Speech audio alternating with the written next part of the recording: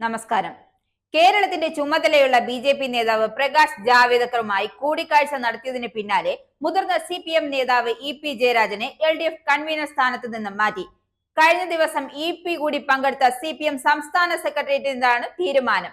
പകരം ചുമതല TP രാമകൃഷ്ണന് നൽകും.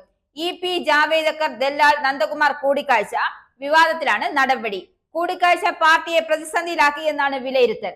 ബി.ജെ.പി നേതാവ് പ്രകാശ് ജാവേദ്കറുമായി EP ജയരാജൻ ദല്ലാൽ നന്ദകുമാറിന്റെ സാന്നിധ്യത്തിൽ കൂടിക്കാഴ്ച നടത്തിയെന്ന വിവരം വൻ വിവാദമായിരുന്നു. കൂടിക്കാഴ്ച നടത്തിയെന്ന കാര്യം EP സ്ഥിരീകരിക്കുകയും ചെയ്തിരുന്നു.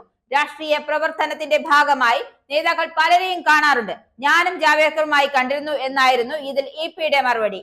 ആക്കുളത്തെ മകന്റെ വീട്ടിൽ വെച്ചായിരുന്നു കൂടിക്കാഴ്ചയെന്നും EP പറഞ്ഞിരുന്നു.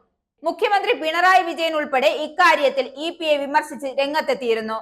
LDF കൺവീനർ കൂടിയായ ജയരാജനെ പരസ്യമായി കുറ്റപ്പെടുത്തിയ മുഖ്യമന്ത്രി പിണറായി വിജയൻ ആളെ പറ്റിക്കാൻ ശ്രമിക്കുന്നവരുമായി കൂട്ടുകെട്ട് EP ഒഴിവാക്കണമെന്നും ആവശ്യപ്പെടുകയും ചെയ്തിരുന്നു. പിണറായി പറഞ്ഞത് കൃത്യമായ മുന്നറിയിപ്പാണെന്ന് CPM സംസ്ഥാന സെക്രട്ടറി MV ഗോവിന്ദനും ശരിവെച്ചതോടെ EPയുടെ പോക്കിൽ നേതൃത്വത്തിന് അതൃപ്തി പരസ്യമായി. സംസ്ഥാന സമിതി യോഗം നടക്കാനിരിക്കെയാണ് രാജി എന്ന നീക്കം നടത്തി EP ജയരാജനെ പറഞ്ഞുവിട്ടിരിക്കുന്നത്.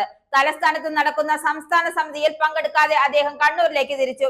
എല്ലാം നടക്കട്ടെ എന്ന് മാത്രമാണ് അദ്ദേഹം മാധ്യമങ്ങളോട് പ്രതികരിച്ചത്. കണ്ണൂരിൽ ചില പരിപാടികളുണ്ടെന്നും ഇന്ന് തിരുവനന്തപുരത്തില്ലെന്നും അദ്ദേഹം പറഞ്ഞു. പാർട്ടി ബ്രാഞ്ച് സമ്മേളനങ്ങളിലേക്ക് കടക്കുന്നതിന്റെ തൊട്ടു തലേന്നാണ് EPക്ക് സ്ഥാനം നഷ്ടമാകുന്നത് എന്നത് ഏറെ ശ്രദ്ധേയമാണ്. സമ്മേളനം തുടങ്ങിക്കഴിഞ്ഞാൽ പാർട്ടി രീതി അനുസരിച്ച് സംസ്ഥാന സമ്മേളനം കഴിയുന്നതുവരെ നടപടികൾ ഉണ്ടാകാറില്ല. P ശശിക്കെതിരായ നടപടിയും ഇന്നത്തെ സംസ്ഥാന സമിതിയിൽ തീരുമാനമായേക്കും.